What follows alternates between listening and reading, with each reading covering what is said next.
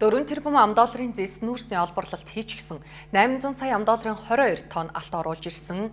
Олон улсын валютын сангаас 600 сая $, орж ирнэ гэх мэт бөксөвгөр гадаад валют орж ирж байгаа энэ үед $-ын ханш хяналт хүсэж байна.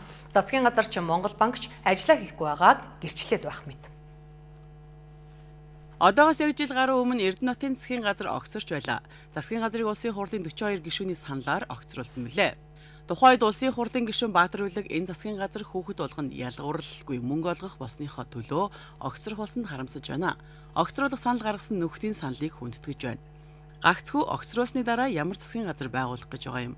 Энэ засгийн газраас юугаараа илүү байх юм гэж бусдаасаа асууж байсныг энэ өдөр эргэн саная. Үнэхээр ялгаа их байна. Төрийн яамн дээр аллаг гарсан. Түүхэнд байгаагүй гал тэрэгний осол гарсан. Тээц дөрөв тэг цогцолтооч номын дагуу хийж чадхаа байсан.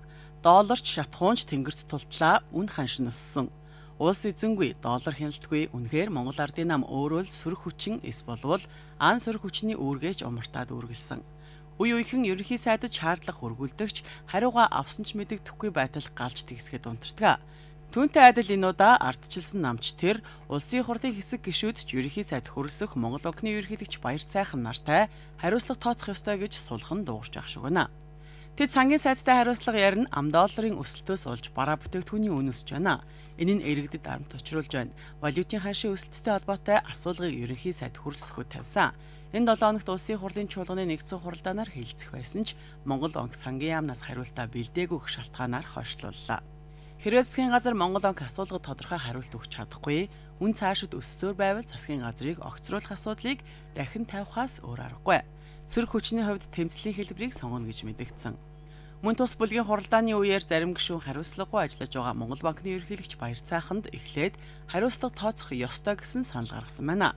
Ер нь ганц ардчилсан намын бүлэгтч бус улсын хурлын хэд хэдэн гишүүн Монгол банкны ерөнхийлөгч Баяр Цайхантай хариуцлага ярьж огцруулах шаардлагыг тавих асуудлыг хөндөж эхэлсэн байна.